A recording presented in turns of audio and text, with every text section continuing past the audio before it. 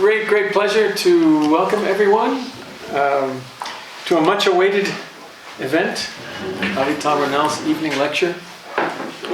No introduction necessary, except that I can tell you what the title is, and I will do that. It's called Unfriending the Gods, the American Shakeout.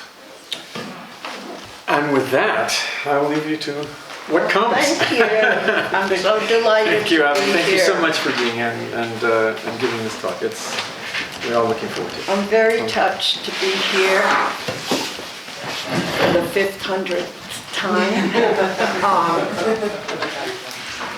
Welcome.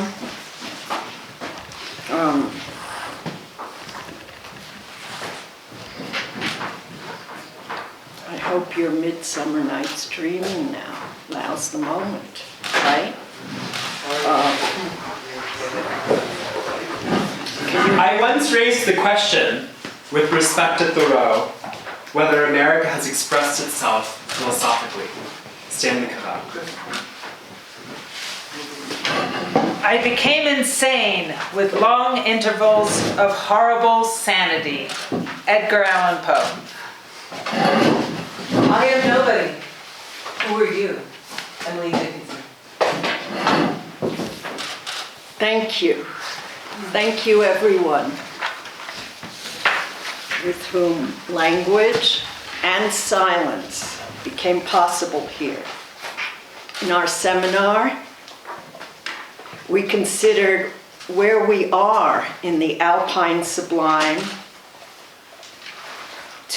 all the way to Celan's Unwo, the unwhere of Paul Celan. We shuttled past Lyotard's irrepresentable, the dynamic and mathematical sublime of Kant, who created a wildlife sanctuary for artists in the third critique. So to what extent have we been inscribed by Kant already, finding ourselves in the dynamic sublime? Rilke poetically cast this area. His poems on the valles, were able to thematize the valles, as Raum schaffend, so creating and expanding space, inviting thought even as the mountains encroach upon us. Consider the celebrities who came here to lose and find themselves. Rousseau, Nietzsche down the road in Sils Maria, James Baldwin and his lover in Loic to manage his meltdown and come back with his greatest hits, Adorno, all the friends and visionaries who brought their A-game, the risk takers and abyss grazers, the language barriers and bearers, those mowed down by their stories and histories, or who stare down the counter in the encounter, as Celan says, the contre in the rencontre, or the Gegen in the Begegnung. What does it mean to be up against the wall, against the times, or, because against is so ambiguous, leaning against one another, a form of intimacy in what Bataille has called a community, without transcendence. When writing for those who have no community, or what he calls the community of those who have no community. So no congregation, no gathering, no transcendence or ground. I'm not saying that involves all of us. I want to give you a context for what's to come. As concerns the ever-mutating community of EGS, I would have liked to think with you about the work of everyone who has been here. I mean everyone, from A to Z, from Al-Feri to Zizek, Zelinsky, Zupanchik, and everyone in between. As some of you know, I am an OG, so an original gangster, a founding father, mother, mofo, sister, where founding and foundering conjoin. Do you all understand? Do you need subtitles? I come with subtitles, supertitles, and footnotes, and believe it or not, I want to be intelligible today. So if there's anything you don't understand, just ping me. So we're founding and foundering, which is collapsing, breaking apart, conjoin. Let's get to that now, where America, the philosophy America, imposes moments of manic Selbstbehauptung.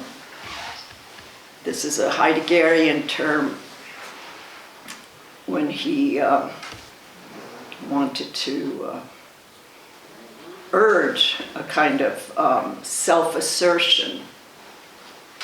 You'll guess which country. So manic Selbstbehauptung, the body bump of untimely, in this case, self-assertion. So how do we assert ourselves in a more Nietzschean way against time or in the untimely? So Nietzsche impeached many mystifications with which we're now saddled, including going up against those who try to secure the essence of Deutschheit in language and thought. So Deutschheit, Germanity, but also related to Deutlichkeit, so they say, which means, what do you think it means, Robin? How do you translate Deutlichkeit? Clarity. Clarity. It's also an enunciatory quality. So when Yes, you speak. thank you. Yes. So, isn't that a joke? So German, some of you have just been dragged or enjoyed Hegel. And I'm thinking in terms also of Werner Hamacher, who was here, and for whom the proper name of Hegel, as Werner comes as an eagle into our space. Let us welcome everyone, all our language bearers. So for Werner Hamacher, the proper name of Hegel, which he elaborated in the book on the Christentum, so Christianity and Hegel, was Ekel. I know you just ate, but, and so I spared you the context, which is a philosophical history of disgust. Ekel, Hegel.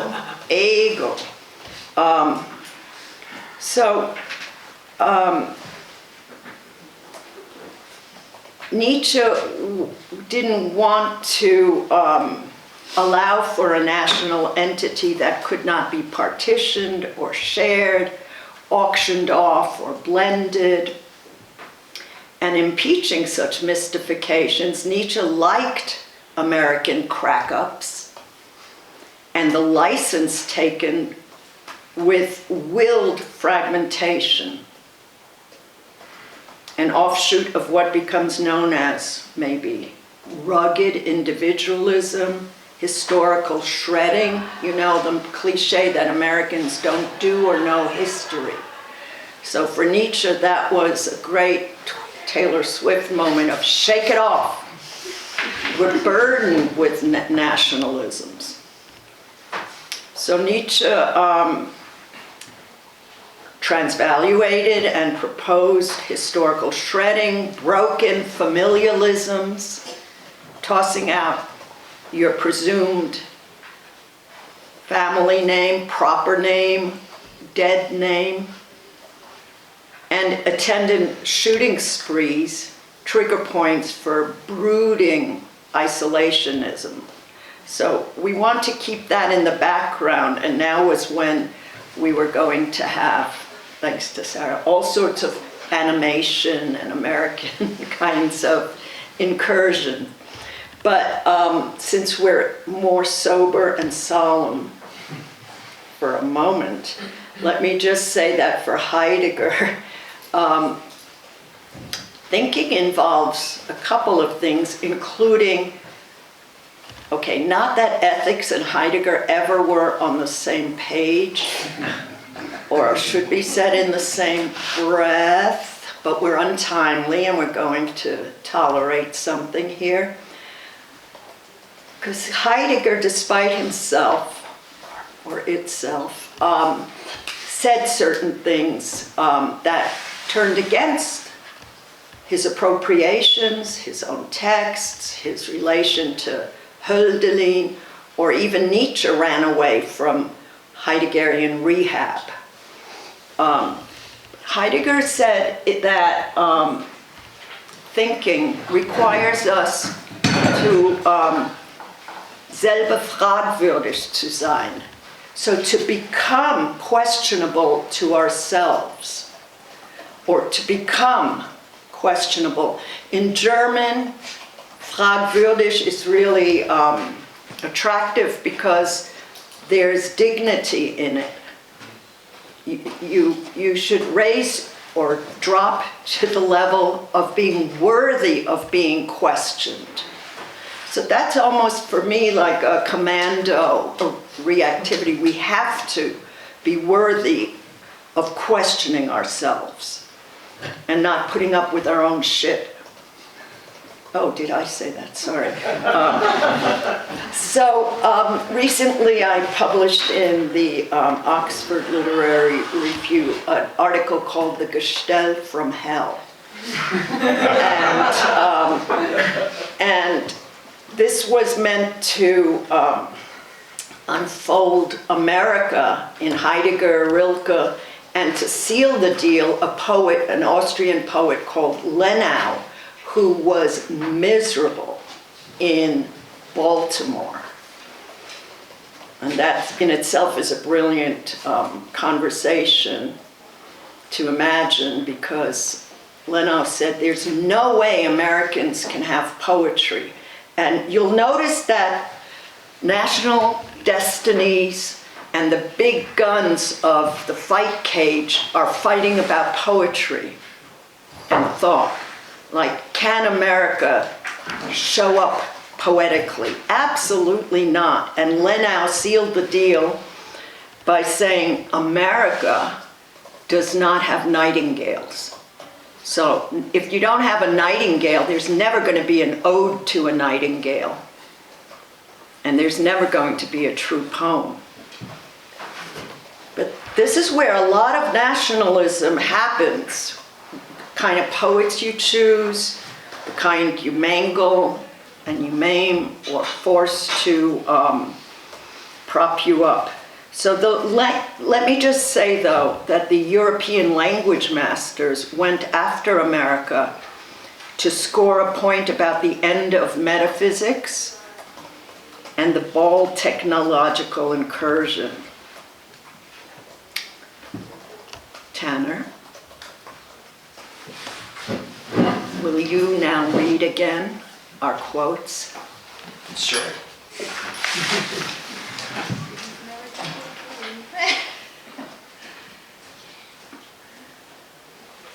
I'm sending a petition to Gmail to answer the prayer. I once raised the question with respect to Thoreau whether America has expressed itself philosophically. Stanley Cavell. Thank you. Would you mind a repeat? I became insane with long intervals of horrible sanity. Edgar Allan Poe. I am nobody. Who are you? Emily Dickinson. Wozu dichten dürftige Zeit? Why do we need poets in times of radical deprivation? How is it that we rely on the poetic word in the time of depleted figures of promising and positing, of material drought and spiritual emptying? How does philosophy stay popular, even unread and half dead, while poetry keeps guard over scarcity, its own and that of others? Thoreau addressed himself to the unaccommodated and the have-nots and the poor student. I am not looking at anyone, I can't even see with these things. So the poor student is the exemplary one who is a kind of anxious reception desk in America. And this is what Thoreau preferred to address. And he has a lot to say about the unaccommodated have-nots and the poor student. Impoverishment. So I'm looking at America. You'll see how the bully Europeans, and then we'll go to the bully Americans. So don't get me wrong here. The bully Europeans represent or say that America is so impoverished. There's such a paucity of this and that, transcendence, language. So I want to ride hard with poverty and impoverishment and remind us that impoverishment represents a prime calling card of philosophical modes of destitution to which Socrates' fashion sense already attested. Like, why did Socrates have to wear tatters and look like a Slav? The scandal of impoverishment, its stripped down exposition and persecuted forbearance, cuts an intolerable figure to some, yet remains a disavowed staple nowadays of the Christian calling. It was very shocking that Jesus of Nazareth showed up on a donkey, and we'd have to read donkeys in Wordsworth especially, get beaten, okay, and animal brutality, and wasn't all dressed up. So this is part of the staple of the Christian calling and poetic sound-outs, scouring the ravine of philosophical output. Wittgenstein appears to scrape against the heritage, bottoming out on an impoverished idea of philosophy. Boy, he really slams the philosopher. So listen to how hard he rides poverty. An impoverished idea of philosophy in its own systematic shunning, its radical discounting or recounting of philosophical terms and arguments and results, its relentless project to, perhaps we can say, de-sublimize thought. So I'm still in the sublime, where things get pounded and knocked out of their dignity. Philosopher Stanley Cavell picks up the theme of his own haunting that takes him all the way to Nancy and La Coulabarte, to Derrida. Quote, "So I am understandably haunted by a reaction Wittgenstein in 1931 is reported by Weissmann to have expressed concerning Schlick's I can't take an off-ramp and go through this, but I like the way this enumeration works. So, concerning Schlick's teaching in an American university. Here's not the time for me to show you my map of who taught where, who teaches where in American universities, the import-export hub, and how we should flag those places. So, Cavell is freaked out because Wittgenstein wrote this, according to Weissman. What can we give the Americans? Our half-decayed culture. The Americans have as yet no culture. Thank you, Wittgenstein. But from us, they have nothing to learn.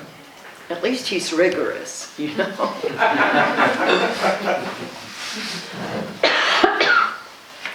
Now this is Cavell, who was a great professor with lots of transferential craziness at Harvard. I knew one of his students who was my professor in college who wanted nothing more than to have a baby by, it's a guy, a baby from Cavell.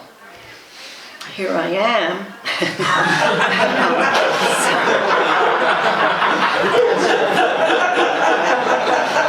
So I once raised the question with respect to Thoreau, whether America has expressed itself philosophically. So let's attend to this anxiety. Philosophy, that's what we've been doing here, is never where you expect to find it.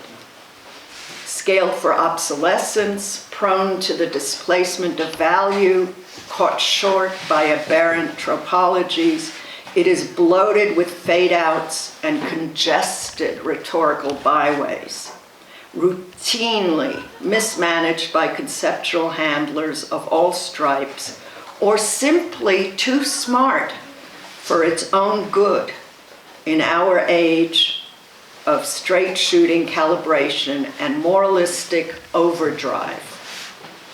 It carries a legacy of broken promises and flubbed transcendence. Still, the philosophical attitude compels respect. We discussed in the seminar, put respect on my name, which a rapper came up with when he was dissed. So philosophy, the attitude of philosophy compels respect, a kind of Achtung delivered by Kant, the Moses of our nation, according to Hölderlin. Kant was a lawgiver who pondered the peculiar popularity of philosophical investigation among different strokes, a large variety of people, which is an enduring enigma. Like, why does everyone know who Derrida is, who Kant is, and the whole gang, or Rembrandt for that matter? This was something that Kant had to work through because he didn't think he was readable, but yet he was so popular. So he had to work through a dialectics of popularity as vulgarity and popularity as somehow overcoming some kinds of barriers to thought. So how did that happen, that philosophical behaviors and investigation among different strokes, a large variety of people? The plumber in California was a pre-Socratic, he told me. And this is an enduring enigma, whether in the common language sought by Wittgenstein or in concert with the being in common of Jean-Luc Nancy. Even as it appears to take a series of curtain calls or trade up with the privilege of formalistic logic, philosophy still shows a pulse, answers to the vibrancy of an existential need, in terms spelled out by Husserl, who signaled the need for philosophy in our lives. So how does this work even? Snubbing the presumption of relevance, know you all come up against the walls of demand. What's the relevance? But that's what's kind of cool to say too quickly about philosophy. It snubs it. No relevance. We're untimely. And bypassing clamors for identifiable forms of life encouragement, philosophical assertion often misses the mark as it makes its mark. As Derrida said of Lacoue-Labarthe's work, it desists. Somewhere between resistance and retreat is desistance, where it lies in wait, possibly for a long time, subsisting on its own poverty.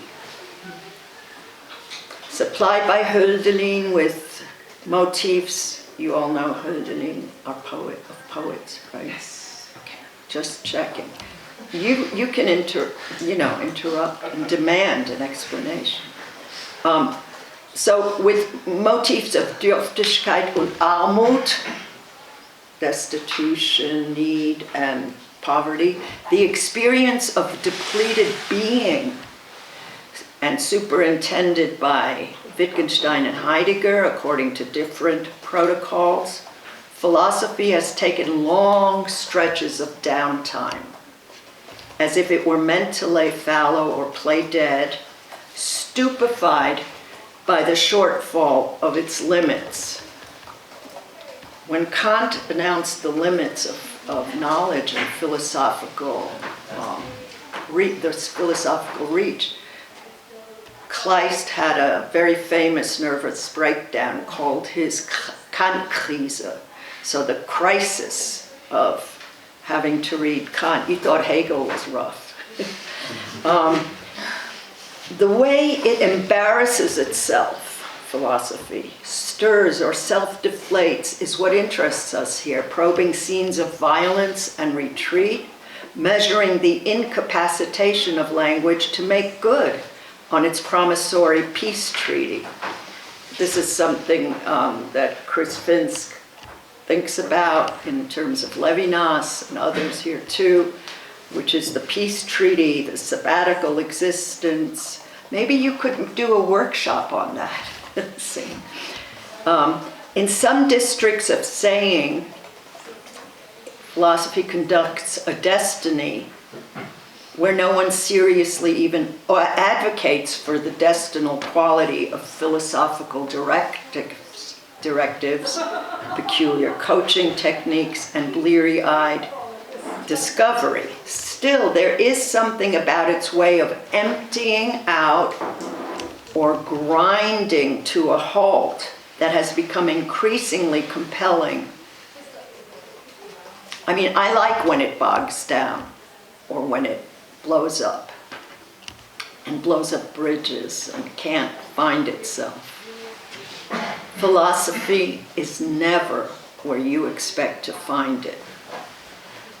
A contention made by Jean-Luc Nancy that succeeds in opening up entire continents of thought where unpredictable considerations come into play and once reliable programs are fatefully deactivated.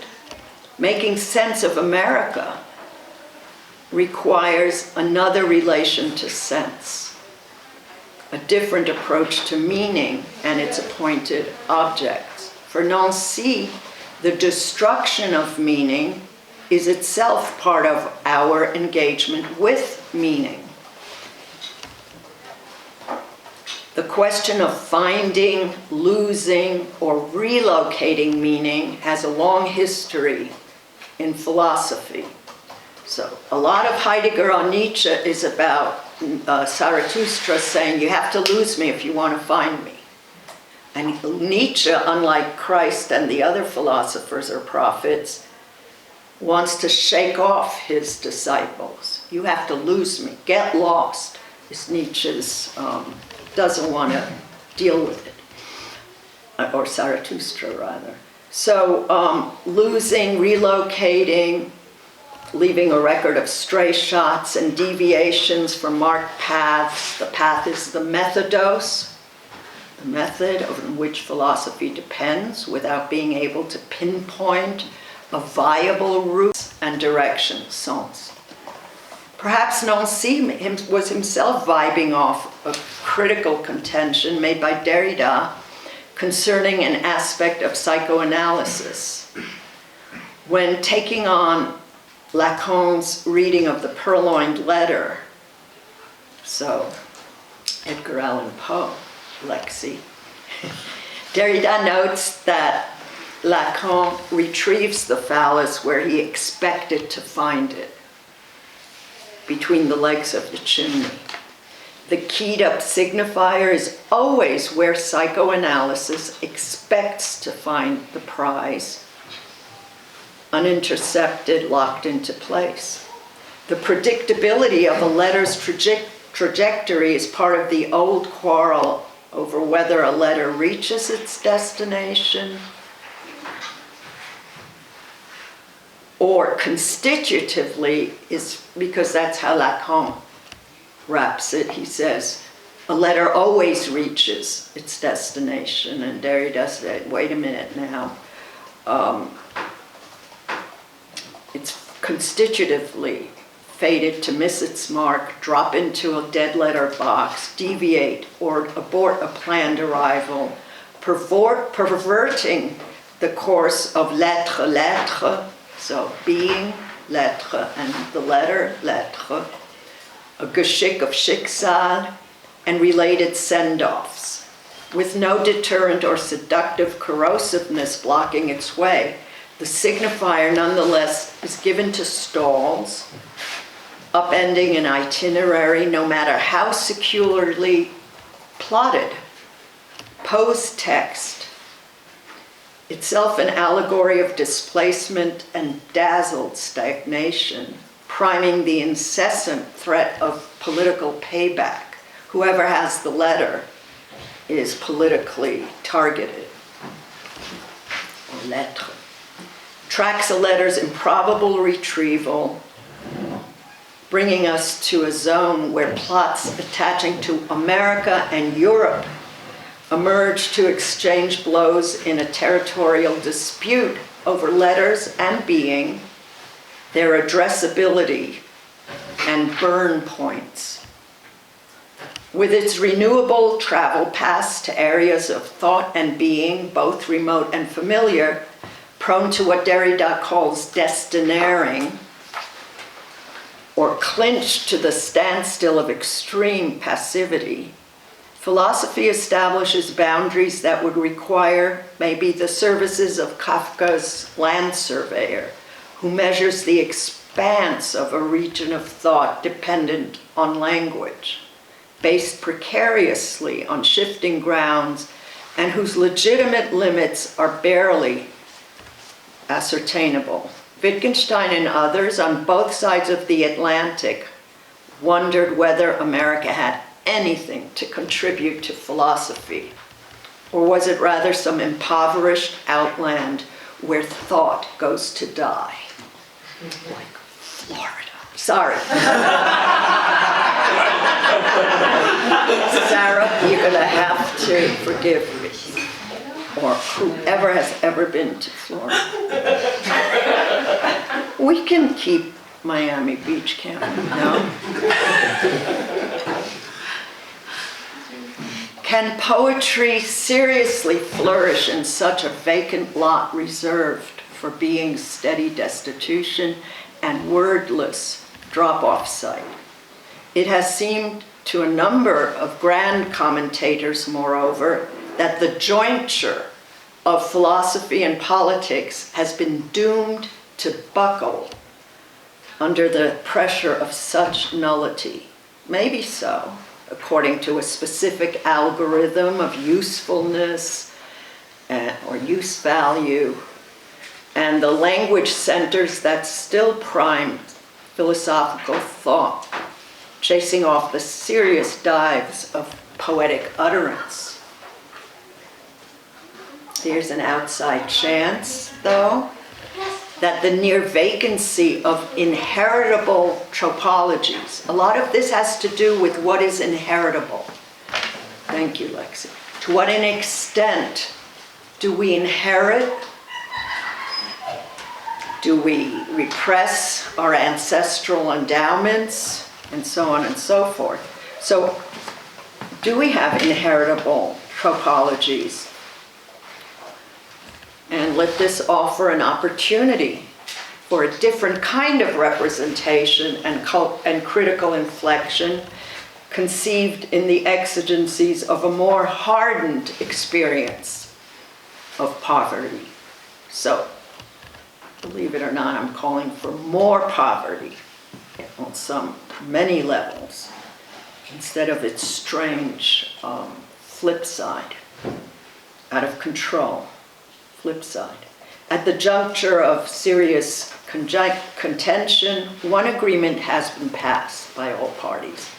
The distress of philosophical reflection when its loss of ground is not in dispute, comes to be showcased by and in America, which continues to supply a huge depot for foreign discursivities. So there's something that's going to be quasi-dialectically playing off here of this uninterrogated allergy to America by philosophy and poetry associated with Europe. Interestingly, the foreign is also situated at the heart of the American adventure, self-alienating and broken, affine to the etymological setup of Brooklyn, a broken land. I don't know if you know that's the etymology of Brooklyn. A broken land, foreign to itself, and I might add, speaking the common language in a dialect. One must ask whether any nation state fronted by the performative ploy of united is not masking disintegration and the spread of noxious break-off points. So let me refocus on what this purported United States of America is doing, has done, refuses, or goes, where's the subterranean logic of its Aggressionstrieb. For Freud, the Aggressionstrieb, the aggression drive, or aggressive drive, how would you say? Yeah. I think both. Okay, good. Is prior to the death drive. So he revved up his engines with aggression, much more scary than the death drive for Freud.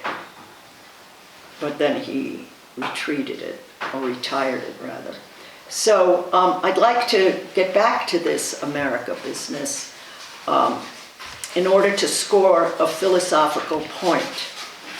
Chronically exposed to habits of destruction turned inward, though any insight installs outward symptoms spreading and contaminating. A worlding world, because America, except for Cuba and a few other places, is spreading all over the place, has been.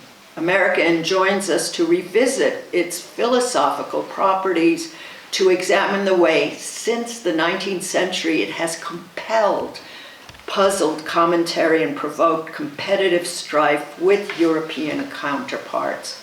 In the Communist Manifesto, stellt euch vor, Marx looks to a version of America that comes close to gaining his approval. He marks the young nation up for inventing an unheard of vitality and the historically vibrant verve of voracity, running an exemplary mutation. So America hosts all sorts of operatic appraisals to which European philosophy takes recourse when ducking may be self-appraisal, or for the most part building on a circumscribed deficit of thought. All in all, America is hard to fix or fixate, but pulsates a residue of meaning where the gods have not as such fled in the first place, but never bothered to tour. Like, I don't think it's ever been said by anyone that the gods showed up, except with the native populations, perhaps. But this is a retreat of source and ground, of which America was never in the first place a claimant, or to which. So I'd like us to think what America hasn't claimed for itself. Even when it's piggy banking off European values in some ways.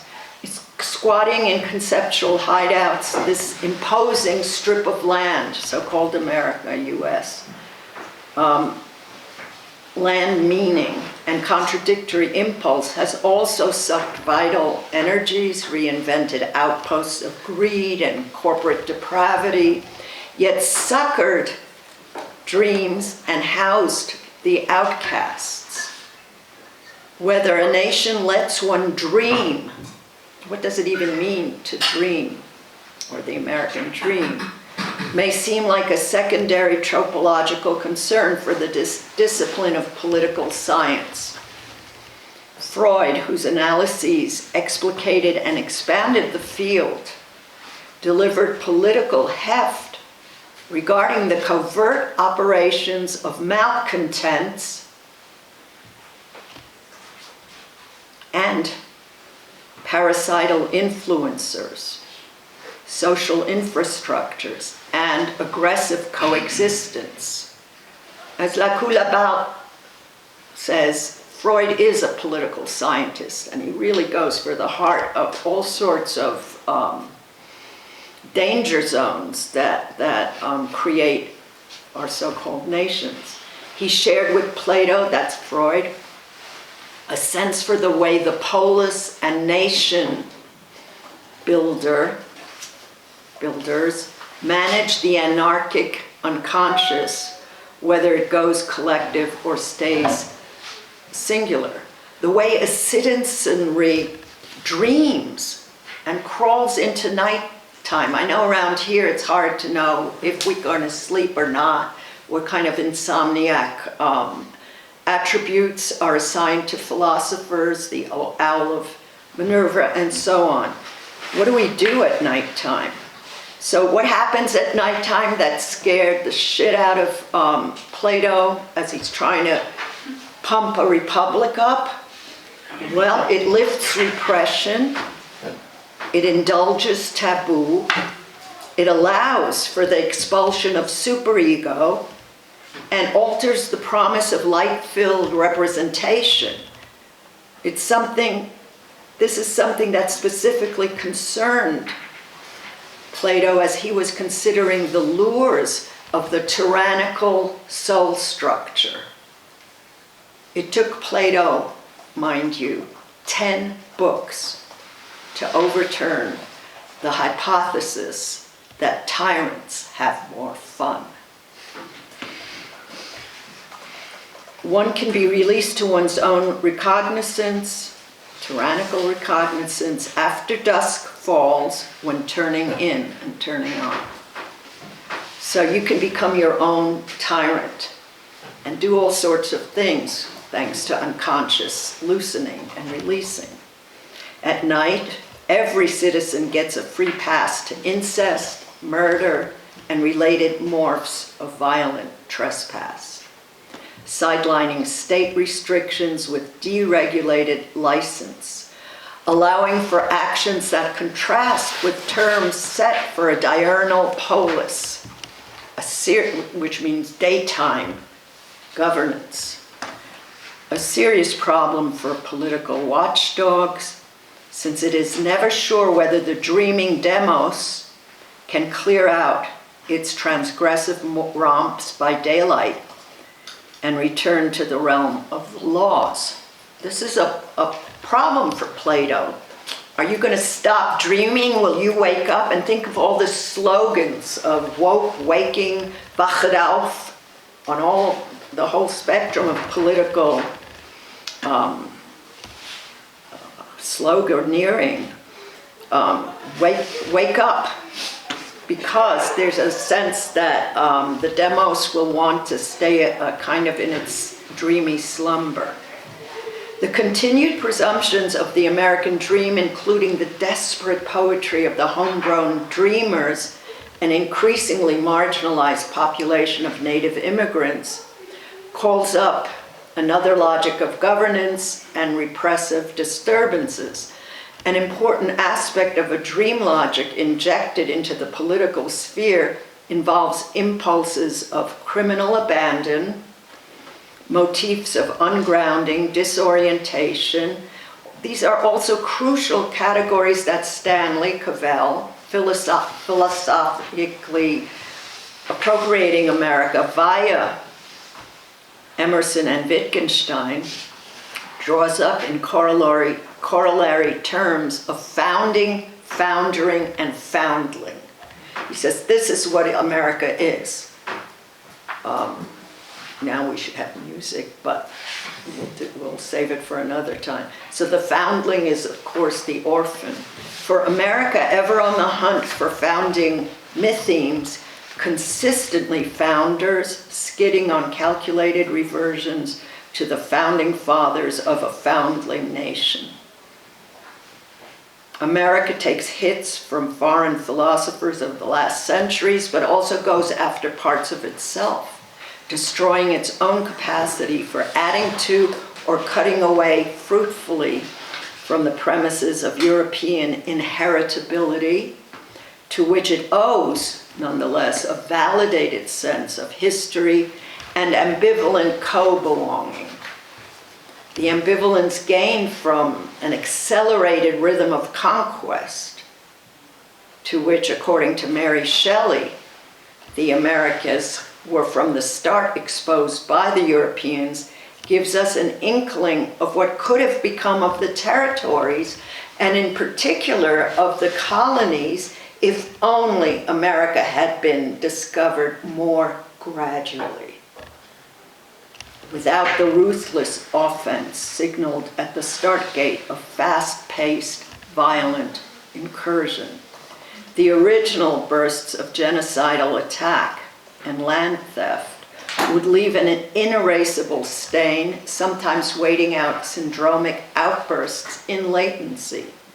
So Mary Shelley does not rule out conquest. She didn't say if only the Americas hadn't been conquered, but she puts it on a different timer.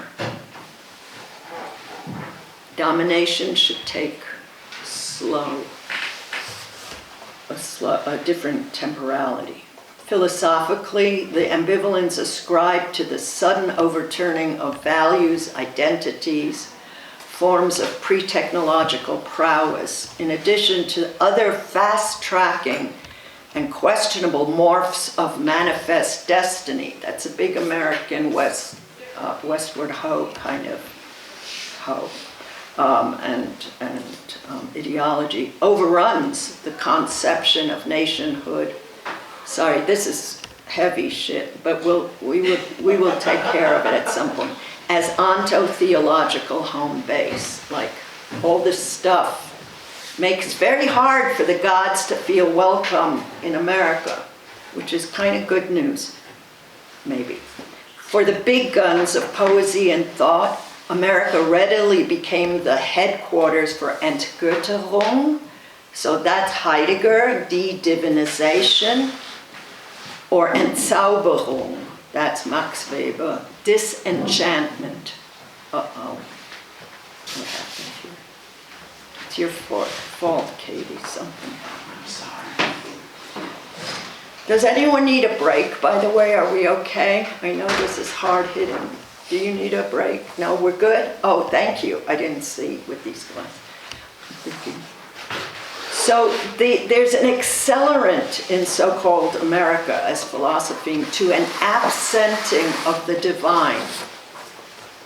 By the way, Freud loved the way houses were displaced on trucks, entire houses. For him, that became a thought of displacement, a certain erotic relation to ungroundedness.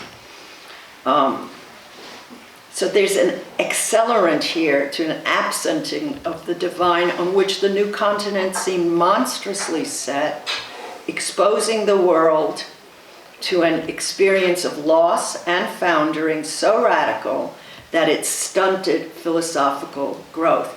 This is a totally crazy, just ran through my head and it would need to be tested to failure. I'm wondering if all the Christian crazy stuff and religion in America isn't a kind of reactive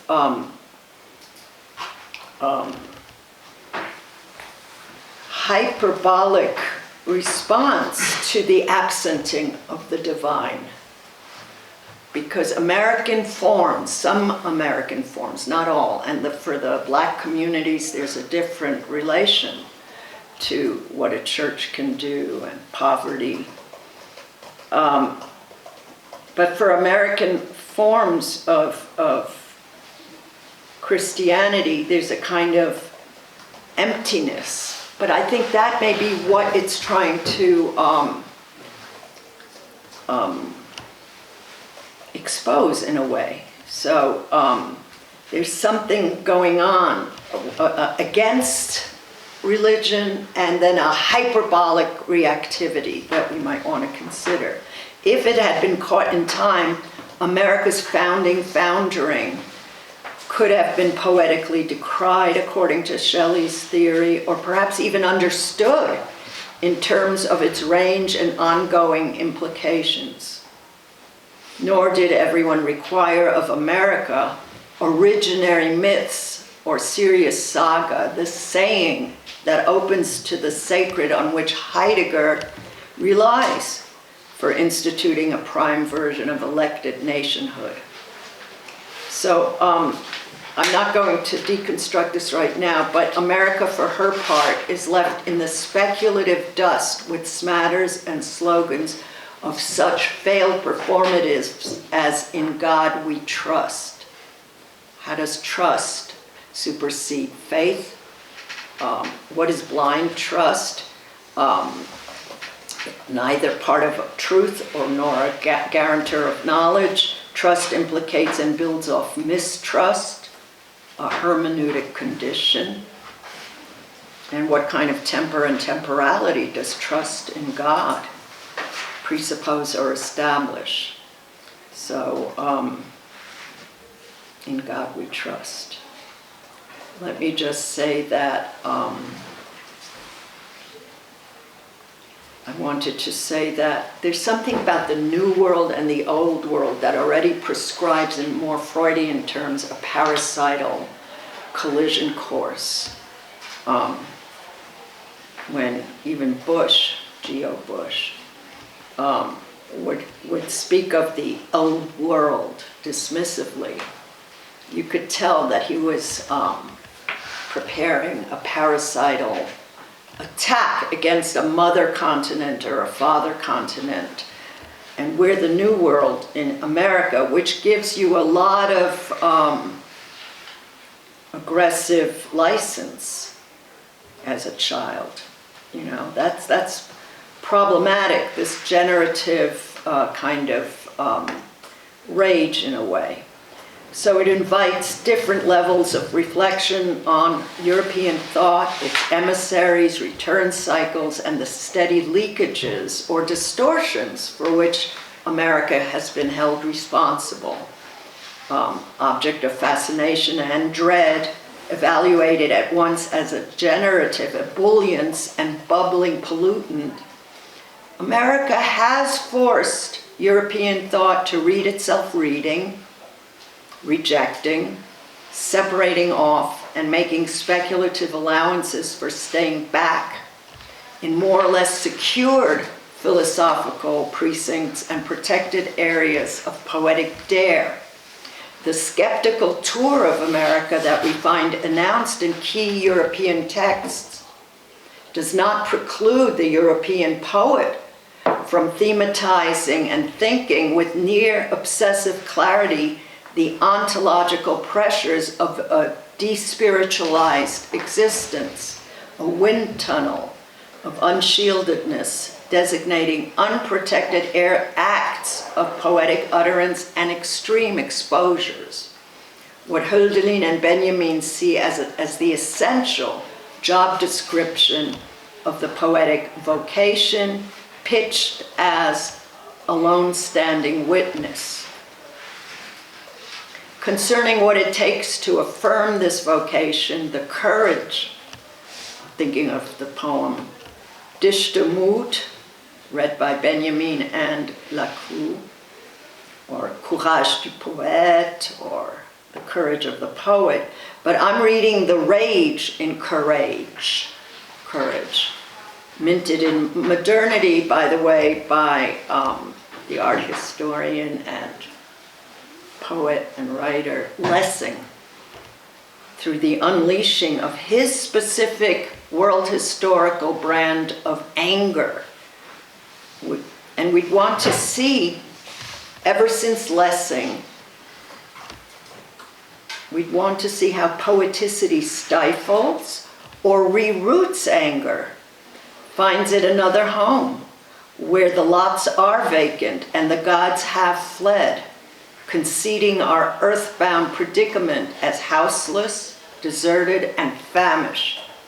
So I will not succumb to further generalizations or the fly-by phrasing of quasi-transcendence here. Let me just say at this point that Lessing's poetic anger, which was very breakthrough, is of political consequence, leading Hannah Arendt to take up a theory of justified anger. She says that there's ugly anger that makes you ugly and unpleasant, but there's justified anger, and it left others to pursue the theme of indignity. In France, there's a kind of manifesto that says, indignez-vous, get indignant, get pissed off. In Benjamin and Karl Kraus, there's the rights of nerves. You should feel your nerves feeling how upset you are. And don't upset the upset, go with the upset, says La Coulabert, reading Ceylon. So, and still others pull up a history of angry women, or hang a coded portrait of the angry black man. So how many types of anger feed the political agony of the day, often aligned with a destructive output of ressentiment? That's the trope discovered by Nietzsche, how ressentiment drives so many events and situations. And how does anger, which psychoanalysis largely ignored according to Lacan, establish a legacy? So catch that. Lacan says that psychoanalysis, for all its expanse and brilliance, did not catch anger, did not get angry or read anger. I think it might be different with Moses and monotheism. There's some anger. So let me just say, am I over time already? How's your rights of nerves? Okay, let me just say that for the American contenders, it's no longer clear, it never was, whether European philosophy after Hegel's completion of philosophy was at all inheritable or in any way a viably exportable object retrofitted to the rest of the world, and so on and so on. But that makes us, responsible for understanding where we stand, how our differences dealt, what has obsolesced, what are the receptions and blockages that recur with regard to the transmission of European thought and American systems of comeback, and so on and so forth. So let me just, I'm going to skip a part which one day we'll work on, which is what Emerson meant by aversion. How do you show aversion, which is like turning away from, which is for him a flex of self-reliance and rebellion, because